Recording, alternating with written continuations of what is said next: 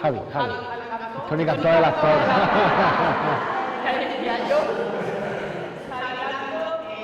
Le va a ser el encargado de tratar de realizar la sesión.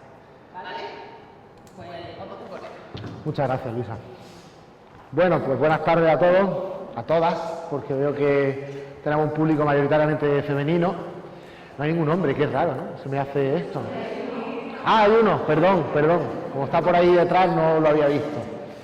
Pues como ha dicho bien Luisa, vamos a hablar de varios temas relacionados con la tecnología y sobre todo con la gente joven. Muchas de las cosas que vamos a ver aquí no es solo también para la gente joven, en parte es también para nosotros, ¿no? Porque cuando hablamos de tecnología estamos hablando de tantas cosas, ¿no? Y sobre todo de cómo nos ha cambiado tanto el mundo, que muchas veces nos olvidamos o nos centramos tanto en los niños que nos olvidamos que lo primero que tenemos que pensar es en nosotros, porque el primer modelo para ellos somos nosotros. Es decir, cuando nos ven utilizar Facebook, cuando nos ven utilizar el WhatsApp, ellos aprenden a través de nosotros a cómo utilizar también esas herramientas.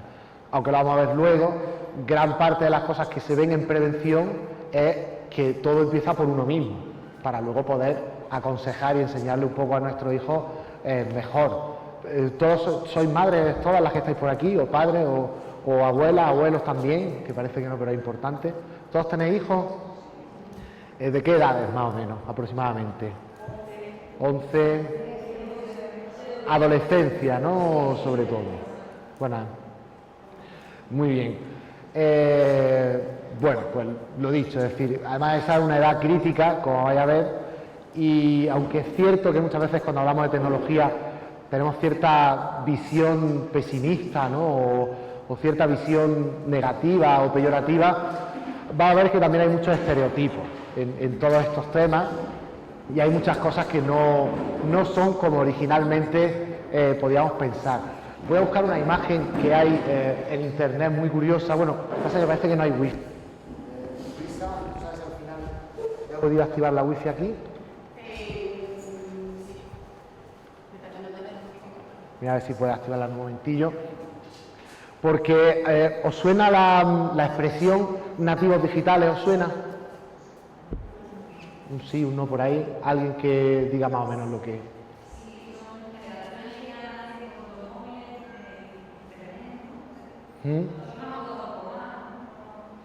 Claro, efectivamente, en el año 2001 un autor que se llamaba Mark Prensky escribió un artículo donde decía que la tecnología actual es tan disruptiva, rompe tantos esquemas, rompe tantas de nuestras concepciones habituales, que hay una generación nueva, ¿no? Él venía a decir pues, que los que han nacido con esta tecnología podrían considerarse nativos digitales, porque ya han nacido rodeados de toda esta tecnología, y aquellos que nos hemos tenido que ir acostumbrando al cabo del tiempo somos lo que se llama inmigrantes digitales, ¿vale?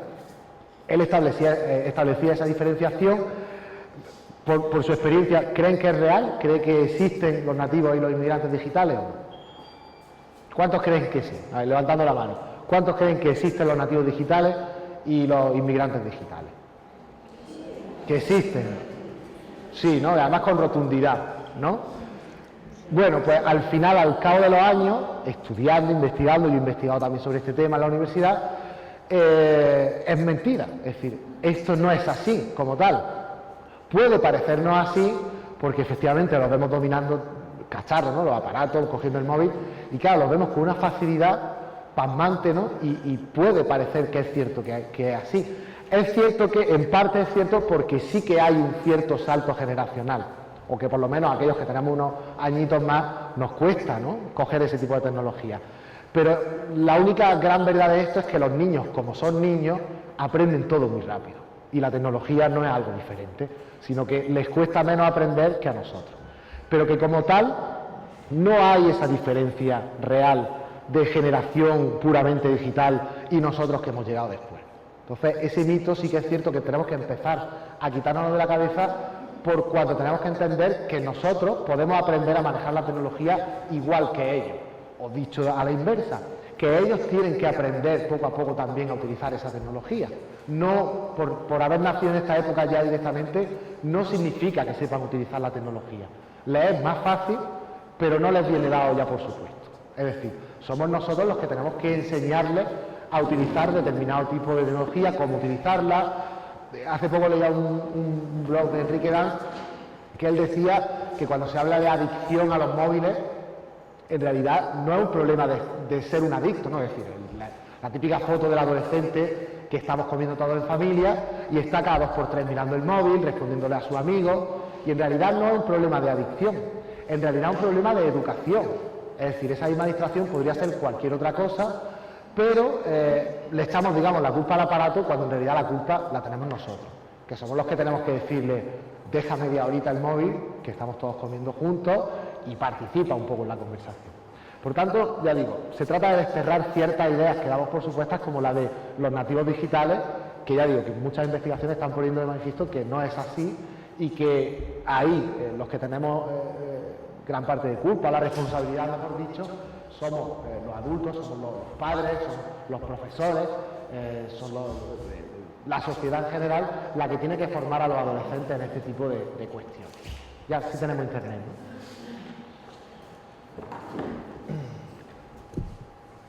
Les voy a enseñar una imagen que suelo enseñar en los cursos en los que suelo hacer de alfabetización digital, de capacitación. A ver si podemos entrar. Está cargando, sí. Porque eso, cuando hablamos de gente joven y de tecnología, ¿qué idea es la que les viene a la cabeza normalmente? ¿O qué imagen es la que suele venir a la cabeza? La del joven con el móvil, ¿no? O mirando. A ver si puedo.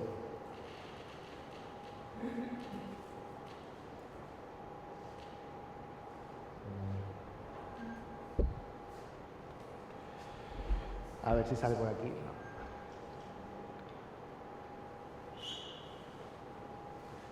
Es una imagen muy conocida, pero a ver.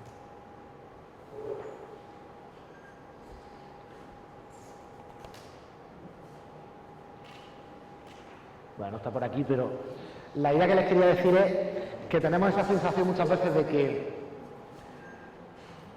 la tecnología está ahí, omnipresente, de que está captando nuestra atención y nos impide ver otras cosas. Y yo suelo poner otra imagen que existe de los años 30, de la gente leyendo en el periódico El Tren, y es exactamente la misma, solo que lo único que cambia en vez del periódico es el móvil. ¿Me entienden? Es decir, esa imagen que tenemos de todo, de mirando el móvil y no prestando atención a los demás, eso ya viene del árbol, no es algo nuevo de ahora de los móviles, ¿vale? Así como esto de hablar de la gente joven que no presta atención, también viene del árbol. Pero bueno, vamos a ir entrando un poco más en materia. El tema de la privacidad y de la identidad digital. ¿El concepto de identidad digital les suena de algo? ¿Saben lo que es la identidad digital como tal o imaginan que puede ser la identidad digital? ¿Qué piensan que puede ser cuando yo hablo de identidad digital? ¿A qué nos podemos estar refiriendo? ¿Alguien? Datos. Todo lo que ponemos en Internet. ¿Qué más? ¿Cómo? La firma digital. La firma digital entendiendo la del certificado digital, ¿no? Cuando tenemos que firmar un documento de manera digital. ¿Qué más? Es decir, cuando ella, por ejemplo, habla de datos, ¿a qué nos referimos?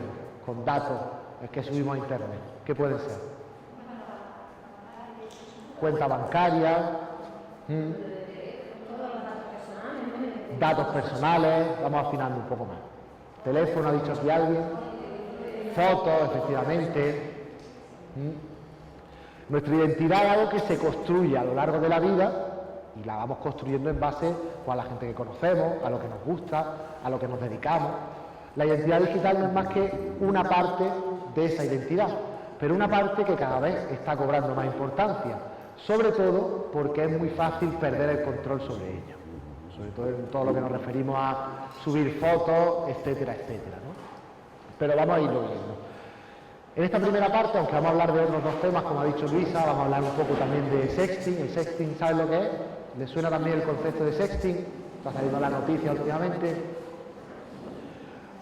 Para nosotros quizás es cierto que nos trae un poco lejano en el sentido de que no es algo que solamos hacer, pero sí que los adolescentes lo utilizan mucho. Es todo lo que tiene que ver con el sexo a través de las nuevas tecnologías. Pero bueno, lo iremos viendo. El sexting y el ciberbullying sí le sonará un poquito más, ¿no? Si le digo ciberacoso, seguro que ya sí, ¿no? Es decir, el acoso escolar clásico, solo que traspasado al terreno digital con todos los agravantes y consecuencias que tiene, ¿no? Pero bueno, esos dos temas también los vamos a ir viendo a lo largo de la tarde. Y ahora, ya digo, en un primer momento nos vamos a centrar en este, que es un poco más general. Tiene que ver con lo que vamos a ver luego, pero nos va a servir para situarnos un poco y poder hablar luego de fenómenos más específicos como el sexting o el ciberbullying. En cuestión de privacidad y de identidad digital, va básicamente qué es eso, a qué nos referimos cuando hablamos de identidad digital, a qué nos referimos cuando hablamos de huella digital y sobre todo aprender un poco a gestionar esa identidad, es decir, entender que eso es algo que nosotros vamos construyendo día a día, poco a poco, con cualquier cosa que subimos a Facebook o cualquier foto que decidimos subir y donde salga más gente, o las fotos en las que nosotros salimos y alguien cuelga, sin o con nuestro consentimiento. En fin, gestionar todo esto, saber cómo gestionar para que nosotros también podamos enseñar a nuestros hijos, a nuestros nietos, a nuestros hermanos, a nuestros familiares, cómo gestionar esa identidad de una forma lo más correcta posible. ¿Qué riesgos asociados a eso, sobre todo en lo referente a los adolescentes, a la gente joven? Y algunas pautas y recomendaciones, primero para prevenir y luego, llegado el caso, si ocurre algún problema, cómo actuar ante determinado tipo de problemas de esta índole, ¿vale? Lo primero, ¿qué es la privacidad? El término o el concepto de privacidad ¿le suena también? ¿Qué entendemos? ¿Qué entenderíamos por privacidad? Que hay algo correcto, digamos, que no tiene derecho a nadie a hacer eso o a tener. Algo que pertenecería a la esfera de lo privado. La intimidad, ¿no? Alguien ha dicho por ahí algo más íntimo, la intimidad tendría que ver también. Y que, claro, concepto este de la privacidad, ¿no? De lo que queda de puerta adentro, digamos, de nuestra casa, ¿creen que algún día podría desaparecer? Es la pregunta, ¿no? Del siglo. O está, ahora mismo podríamos hablar de que está desapareciendo la privacidad, efectivamente. Es decir, desde el último momento en el que, claro, la gracia está. Ustedes saben cuál es el famoso libro de 1984 de George Orwell. ¿Les suena? Se hizo una película también, pero hace ya tiempo. Un libro más o menos antiguo, de los años 50, años 60. En ese libro se hablaba de una sociedad distópica donde había un ente superior, como un panóptico, una serie de videocámaras que nos monitorizaban y nos grababan en todo momento. Ese ente se llamaba Gran Hermano, que de ahí viene el nombre del programa. La gran paradoja de nuestro siglo es que no existe ese ente que nos esté vigilando todo el rato a nosotros, aunque el FBI o la CIA tal nos espíen. La gracia está en que no hace falta que alguien nos espíe. Nosotros somos los primeros que nos exhibimos públicamente, ¿no? Entonces, por ahí es por donde está empezando primero a desaparecer la privacidad, porque es como cuando alguna vez, todos son usuarias de Facebook, ¿no? o de correo electrónico, para abrir cuenta en esos servicios habrán tenido que aceptar un acuerdo de términos y condiciones que nadie se lee porque tiene una letra muy chica, pero todos aceptamos y continuamos con el proceso. Normalmente en muchos de esos acuerdos de términos y condiciones estamos dando permiso para que monitoricen nuestros pasos, ¿vale? Es como los móviles. Los móviles puede parecer que no está haciendo nada nuestro móvil, pero está apuntando, digamos así, en todo momento dónde estamos yendo, qué estamos haciendo. Las cookies es otra cosa que también tiene que ver con cómo hacemos las cosas a través de la web. Pero en definitiva, la privacidad como tal, eso de lo que pasaba antiguamente, bueno, de lo que éramos muy celosos de guardar nuestros secretos y nuestra intimidad, está desapareciendo y en parte es porque nosotros somos los primeros que nos exhibimos de manera pública. La segunda pregunta sería, ¿creen que podemos decidir acerca de qué datos personales nuestros están en Internet? ¿Podemos decidir acerca de qué datos personales nuestros están en Internet o no? ¿Qué creen? ¿Sí? Luisa dice que unos sí, otros no. Aquí hay una mezcla, efectivamente. Nosotros tenemos control sobre una parte, que es la que nosotros, por ejemplo, subimos a Internet, pero es cierto que hay otra parte que no controlamos. Es decir, el ejemplo que les ponía antes, de una foto que alguien sube y estamos en esa foto y la sube sin que nosotros lo sepamos, ahí no estamos teniendo control. o por lo menos no el control que podríamos tener si la subimos nosotros, por ejemplo, ¿no? Y hay muchos más datos también, bueno, cualquier dato público en principio está ahí. Hay gente, y ahora se está luchando mucho contra lo que se llama en Internet el derecho al olvido. Es decir, hay gente que, por ejemplo, por llamarse igual que otra persona que ha tenido problemas con la ley o que ha estado en alguna lista de morosos, ¿sabes lo que es googlear a alguien? Yo puedo googlear a Luisa, que es buscarla en Google y ver qué aparece. Bueno, hay personas que cuando las buscan en Internet, imagínense que lo primero que hacen cuando las buscan en Internet sea que aparece una página de morosos o una página de un juicio por algún altercado con la justicia, y alguien que se llama igual le ha pasado eso y nos confunden con nosotros. Podríamos entonces querer que Google quite eso, o por lo menos no lo haga tan relevante. Eso es el derecho al olvido, porque una de las características que además se trata siempre de inculcar a los adolescentes que tengan presente es que todo lo que se sube a Internet queda en Internet, siempre. Es decir, aunque parezca que la nube, esto del Internet es algo que no existe, siempre todos los datos quedan almacenados en algún servidor y luego es muy difícil borrarlos. Entonces, cualquier dato personal que se suba a Internet luego es complicado borrarlo. Y ahí, si será un caso como el de este tipo, hay que recurrir a jueces para hacer valer ese derecho al olvido, es decir, para que en Internet no figure eso como algo relevante sobre nuestra persona, es decir, que tengamos derecho a que se olviden ciertas cosas o incluso a que se rectifiquen si no somos nosotros. Pero bueno, la idea es que cuando hacemos esta pregunta, si podemos decidir acerca de nuestros datos personales, acerca de qué datos personales están en Internet, lo que estamos diciendo es precisamente lo que decía antes, ¿no? ¿Qué control tenemos sobre los datos que hay en Internet de nosotros o qué control tenemos sobre determinadas cosas que subimos a Internet? Eso les pasa mucho también a los políticos. Hacen algún tuit desafortunado, intentan borrarlo, pero ya es imposible. Alguien lo ha copiado, lo ha retuiteado y ya se hace la noticia, ¿no? En principio, cuando hablamos de privacidad, sobre todo privacidad referida a Internet, nos estamos refiriendo a esto, ¿no? Control, sobre todo. ¿Qué control tenemos? Controlar quién puede tener acceso a la información que posee un determinado usuario que se conecta a Internet. Esto es lo que tiene que ver con privacidad en el tema concretamente digital.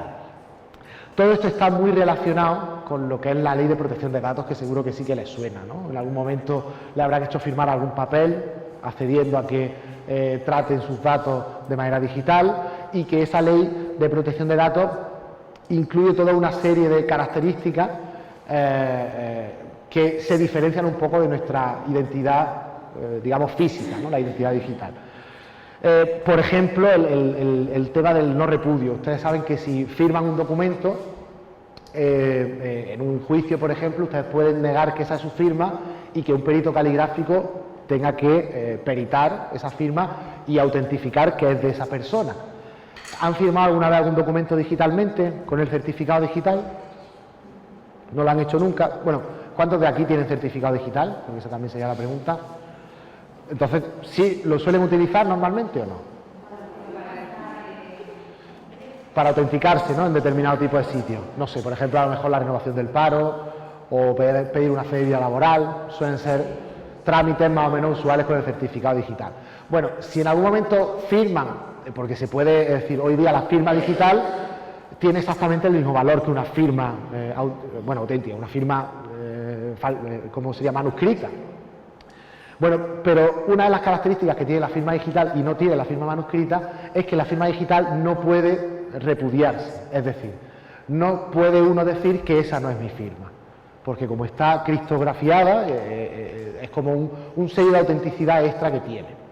Entonces, bueno, tiene ciertas características que la firma habitual no tiene, pero en definitiva lo que quiero decir es que dentro de la Ley de Protección de Datos se habla de nuestra privacidad y que nosotros tenemos ciertos derechos en cuanto a ella, pues por ejemplo, a que si nuestro nombre está en una base de datos, que esa base de datos se use con unos determinados fines y no se pueda vender y que cualquiera utilice esa base de datos, o que tenemos derecho a que cancelen nuestro nombre de esa base de datos, que rectifiquen nuestros datos, etcétera. Es decir, ya está todo eso especificado y legitimado en una ley solamente para este tipo de temas relacionados con lo digital.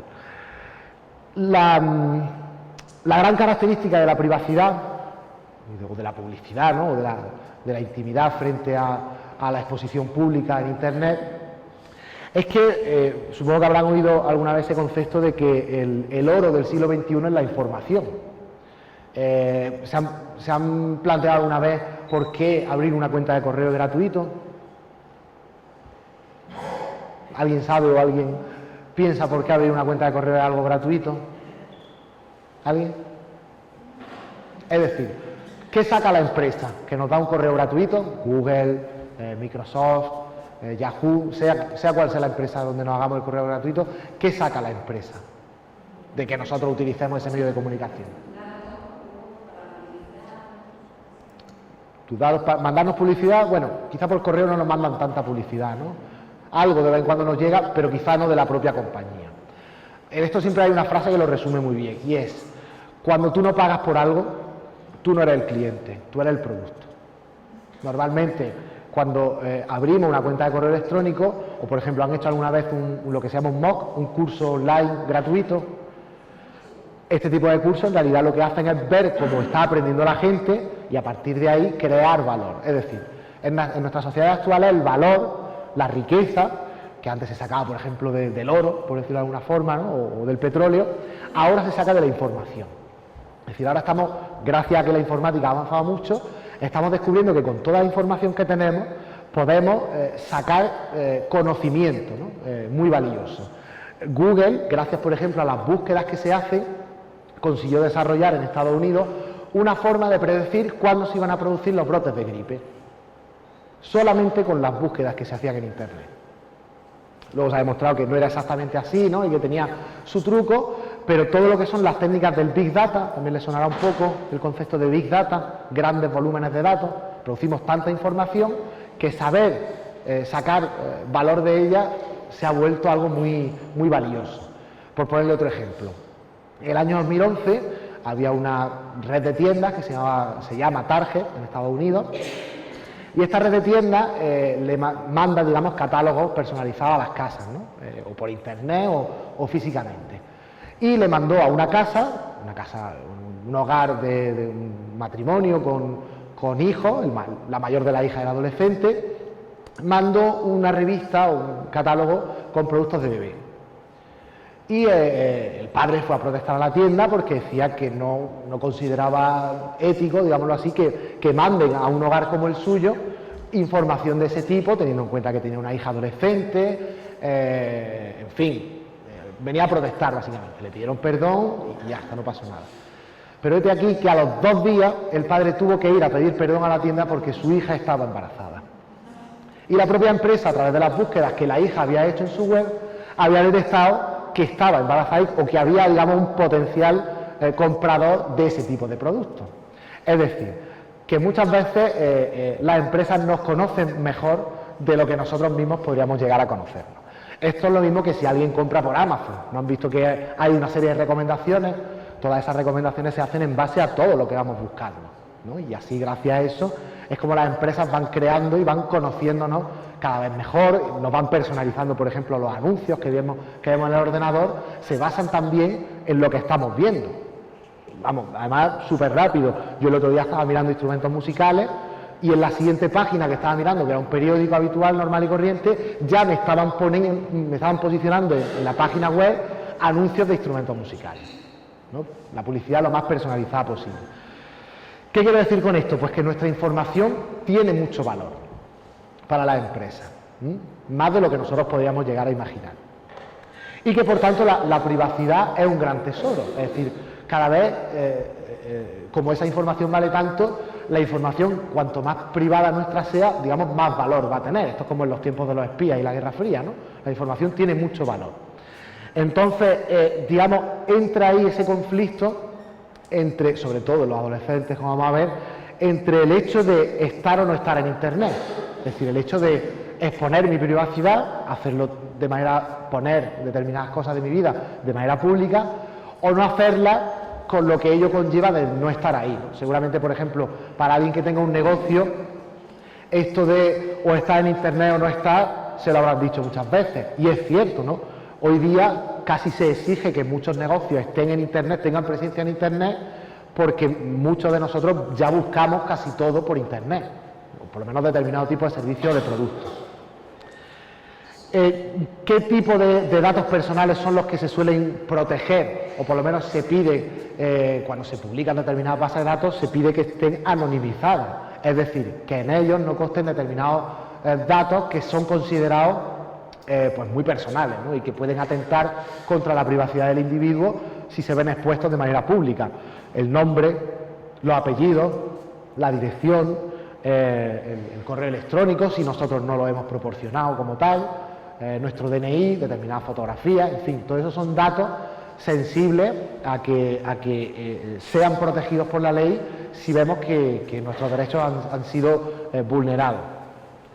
Una de las grandes reglas como vamos a ver, una de las grandes reglas que hay que aplicar en Internet antes de darle al botón de enviar o de publicar es pensar, aunque eso no sea 5 o 10 segundos, pensar un momento en esto es relevante, merece la pena que lo publique, porque muchas veces ese dedo se nos va rápidamente y hay veces, de hecho Google ya le ha implementado un botón para echar marcha atrás después de mandar un correo electrónico, por si no estaba seguro del todo, pero la gran regla en Internet es pensar antes de publicar cualquier cosa.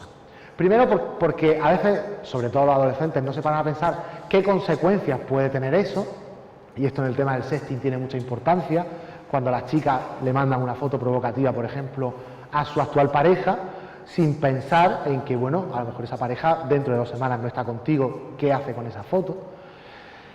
O qué consecuencias le puede traer. Porque, por ejemplo, ¿no?, cuando imparto algún taller de búsqueda de empleo,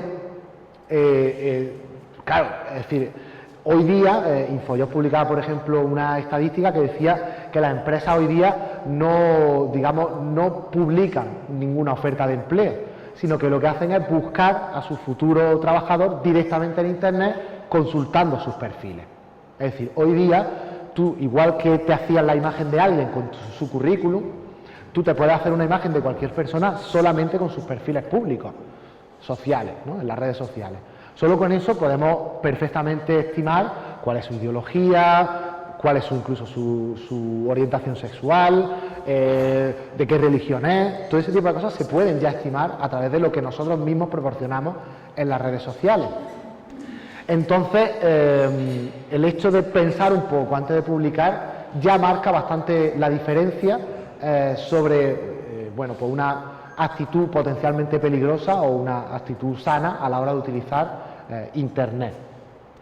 Y luego todos los retos que Internet, que las redes sociales, en cuanto a privacidad, en cuanto a convivencia, suponen.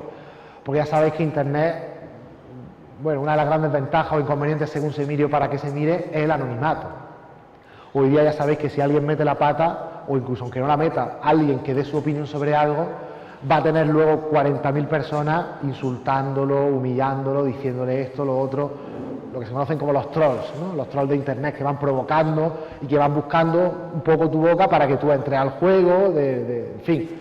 Esto se posibilita gracias a que Internet es anónimo, ya que tú puedes insultar a alguien con un username, con un nombre de usuario, pues que sea Pepita428. Nadie sabe quién eres y tú lo utilizas pues para vilipendiar, para masacrar a alguien, ¿vale?, insultarlo, etcétera. Y esto es otra cosa que también muchos adolescentes no son conscientes, y es que algunas de esas actitudes, algunas de esas formas de hacer cosas son constitutivos de delito, ¿vale? Es decir, digamos que el estar detrás de una pantalla te da esa sensación de anonimidad y de que no te va a pasar nada, y hay muchas, ya digo, hay muchas formas de hacer las cosas que constituyen verdaderamente delito. Claro, cuando hablamos de adolescentes ocurre una cosa, y es que ellos están en una etapa muy crítica de su vida. Es lo que se conoce como socialización, sobre todo secundaria, ¿no? Es decir, nosotros todos cuando nos hemos criado, pues siempre la socialización primaria, cuando somos más chicos, estamos, digamos, pues sobre todo rodeados de los más cercanos, ¿no?, de nuestros primos, de nuestros amigos más cercanos, la familia, etcétera. Y aprendemos a ver el mundo, aprendemos a comportarnos a través de ellos. Pero cuando llega la adolescencia, digamos que el grupo que tiene más importancia para seguir construyendo nuestra identidad y seguir desarrollándonos como personas, deja de ser la familia, deja de ser lo más cercano, para ser lo que se llaman los grupos de iguales. los amigos, los compañeros de colegio, las pandillas, ¿no? Digamos, los grupos de los amigos más cercanos, digamos, de la persona. Entonces ahí ocurre que todos los adolescentes tienen cierto miedo a no ser aceptados. Tienen, vamos, digamos, por decirlo a lo bestia, harían cualquier cosa porque el grupo los aceptara. No llegamos quizá a los niveles como salen en las películas americanas, ¿no? Norteamericanas, de la más popular del instituto, pero casi, nos estamos empezando a acercar un poco, ¿no? El tema de la popularidad tiene también que ver mucho con redes sociales. Pero la gran pregunta que se hacía mucha gente, ¿no? Que se hace mucha gente de ¿por qué los adolescentes están tan dispuestos, o más dispuestos quizá que nosotros, a hacerlo todo público, al sexting, por ejemplo, ¿no? ¿Por qué están más dispuestos que nosotros? Pues principalmente es por eso, porque están en una etapa crítica de la vida donde van buscando socializarse con otros como ellos, están buscando la aceptación, muchas veces buscan ser más populares que sus amigos, ¿no? Alcanzar esa notoriedad, y eso muchas veces se hace a costa de publicar determinadas fotos que los demás no publican y ellos sí, se atreven más, el grupo lo suele aplaudir eso, entonces se ven más aceptados y por tanto están más dispuestos, son más proclives a hacer ese determinado tipo de cosas más que nosotros. Al estar construyendo su espacio, al estar construyendo sus grupos sociales, al estar construyendo su identidad, buscan ampliar muchas veces su número de amigos. ¿Esto qué significa? Bueno, pues que cuando por ejemplo están en Facebook, tienen un perfil en Facebook, a partir de los 14, pueden por ejemplo aceptar solicitudes de amistad que a lo mejor nosotros no aceptaríamos. Es decir, nosotros normalmente nos marcamos ciertos límites, a lo mejor podemos decir, en Twitter sí, pero yo en Facebook no acepto a nadie que no conozca personalmente. Los adolescentes, sin embargo, sí están dispuestos a que una solicitud de amistad de alguien que les venga de México, ¿no? O de Colombia y no conozcan, lo acepten directamente sin gestionar además las listas de Facebook, porque Facebook sabe que tienen unas listas que digamos construye varios espacios de privacidad o de publicidad en función de los círculos a los que queramos hacer público o privado determinado tipo de noticias. Entonces, por esa necesidad de extender sus redes sociales, digamos, están también más dispuestos a aceptar más amigos que, digamos, nosotros, ¿no? Luego ellos son gente que, bueno, que están experimentando el mundo, están empezando a conocer el mundo y están más dispuestos también que nosotros a probar cosas, ¿no? A determinado tipo de nuevas experiencias. Luego también se ha observado que la gente joven miente a la hora de entrar en determinados tipos de redes sociales, mienten sobre su edad, o bien para hacerse más mayores, que eso también nos ha pasado, ¿no? Muchos han empezado fumando también por eso, por hacerse el mayor, y en internet, como es tan fácil, pues simplemente dices que tienes 18 aunque tengas 14 y en principio nadie lo va a comprobar en ese momento. Por tanto, juegan también con esa parte del anonimato. Y luego pues, esa sensación de anonimato, ya digo, sirve para que estén más desinhibidos, pero tiene también su contraprestación, ¿no? Y es que esa sensación de anonimato también permite a otra gente pues atacarlo en cierta manera, ¿no? Insultarlo, etcétera. Aunque parezca que esto es una foto un poco negativa de la gente joven, no es así. Es decir, también hay estudios que están viendo que los adolescentes se preocupan mucho más que nosotros de la privacidad. Es decir, no sé cuántos de ustedes tienen perfil en Facebook o en alguna otra red social, pero normalmente nosotros configuramos menos todas estas opciones de privacidad que nos dan las redes sociales que los adolescentes. Ellos sí que están empezando a mirar mucho más por esa parte de la privacidad, más que los que hemos llegado un poquito después, ¿no? Eso de los inmigrantes digitales que hemos llegado después. De hecho, yo tengo un compañero que dice que sabe cuando su hijo ha cogido el portátil porque ve que hay un papelito en la cámara, en la webcam del portátil. ¿Suelen ustedes, por ejemplo, ustedes suelen tapar la webcam del ordenador? Lo suelen hacer, algunos sí. No es lo normal, pero los adolescentes cada vez lo hacen más, porque es verdad que se ha detectado que es relativamente fácil acceder a esa cámara sin que el usuario lo sepa, sin que se encienda ninguna lucecita ni nada por el estilo. Entonces, hemos hablado un poquito de privacidad y de exposición pública. Entraríamos ahora a hablar de qué es identidad digital y de cómo construimos esa imagen, esa identidad o imagen digital. Podemos decir que dentro de la identidad digital estamos hablando de tres cosas que tienen que ver, pero no son exactamente lo mismo. Una es la huella digital, Otra es la identidad digital y otra es la reputación online. Son tres aspectos, digamos, de un mismo fenómeno o de un mismo proceso como es la construcción de la identidad. Cuando hablamos de identidad digital, por lo menos el INTECO lo definió así como el conjunto de información sobre un individuo o una organización expuesta en Internet que conforma una descripción de dicha persona o organización en el plano digital. Es decir, la identidad es como nuestro perfil, ¿no? Si alguien quisiera conocernos, no nos conoce de nada y quisiera, bueno, pues ver qué es lo que hacemos, simplemente con poner nuestro nombre en Internet y ver la información que hay sobre nosotros, podría hacerse una imagen bastante fidedigna de lo que es en la realidad, ¿no?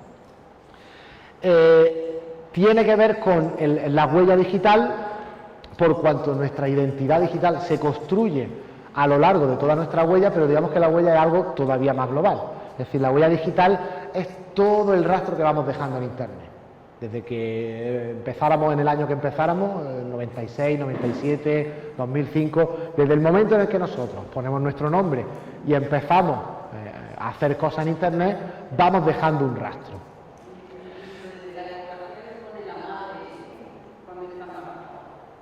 Sí, la sube a Internet, efectivamente, ya está ahí. De hecho, ahora también hay mucho debate sobre es decir, tú eres madre, tú eres padre, y tú cuelgas fotos de tus hijos pequeños, donde se vea su cara.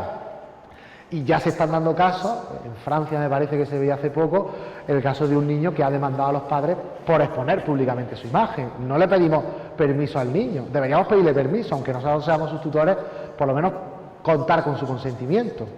Ya digo, de hecho tengo compañeros que cuando van a hacer una foto, los hijos no quieren aparecer en esa foto. En fin, que lo veo algo también respetable, es mi imagen, y aunque seas mi tutor, seas mi padre, yo quiero también tener derechos sobre lo que se ve de mí o no. Es decir, pongamos que ahora le están haciendo una foto de bebé en la bañera en pelotilla y ahora dentro de 15 años, 16 años o cuando sea político sacan esa foto también, ¿no? En fin, forma parte de nuestra identidad, forma parte de nuestra huella y tenemos eso que os decía antes del derecho al olvido, ¿no?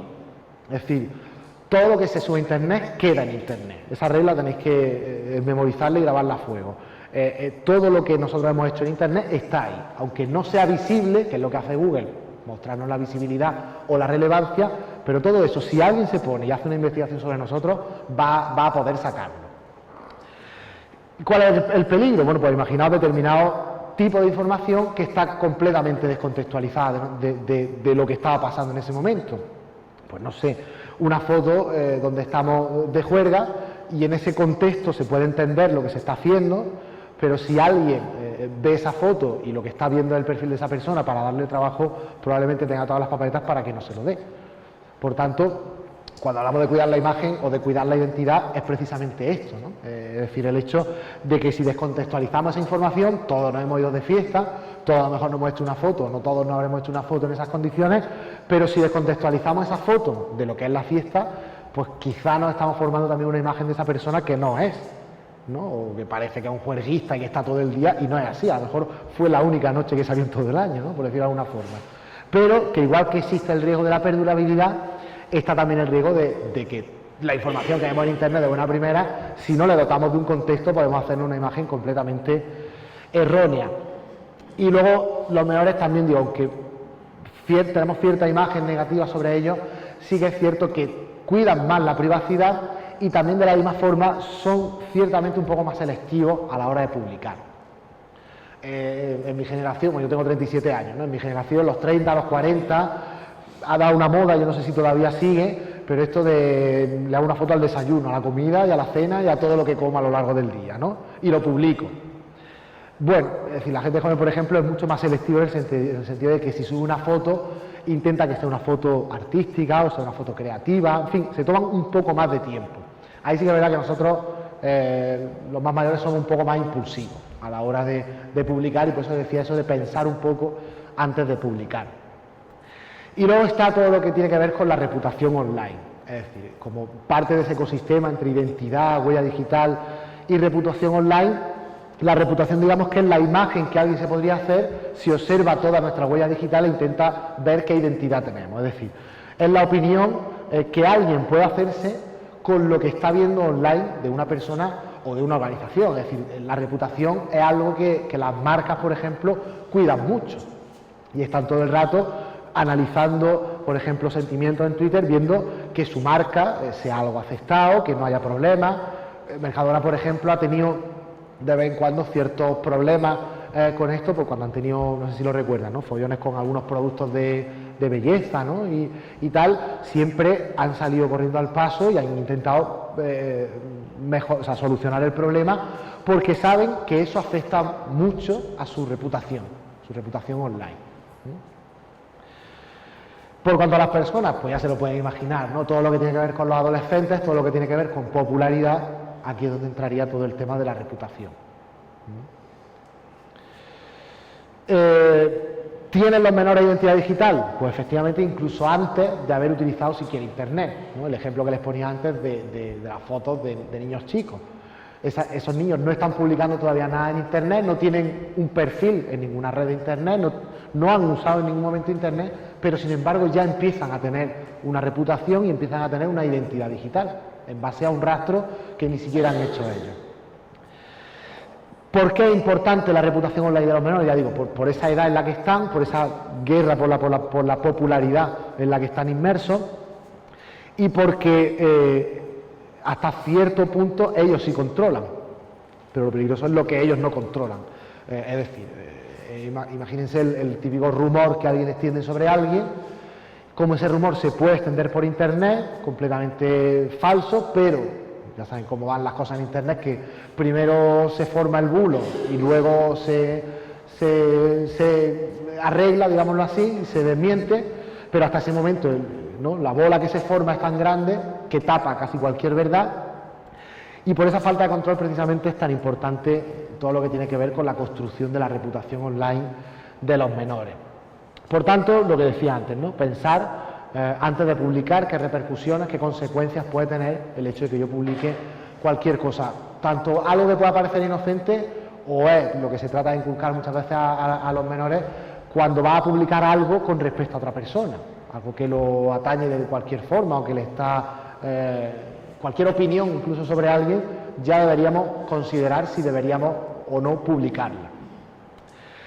En todo esto de la construcción de la identidad, como les digo, el grupo social que más importancia tiene para los adolescentes es el grupo de iguales, pero eso no quiere decir que otros grupos cercanos al adolescente tengan o puedan hacer algo al respecto también. Es decir, aunque el adolescente pues muchas veces parece que no quiere saber ya nada de los padres, ¿no?, y que quiere ir a su bola y no quiere mucha cuenta, los padres, a pesar de todo, sí que pueden hacer algo, y el centro también, ¿no? Es decir, todo lo que es el centro educativo, todo, bueno, pues lo que es esta propia charla, ¿no?, o las charlas que damos de este tipo también a los adolescentes en los colegios sobre el tema, tratando de sensibilizarlos un poco sobre esto mismo de lo que estamos hablando, ¿no?, o sobre la importancia, ¿no?, de no caer en todo el ciberacoso, como vamos a ver luego.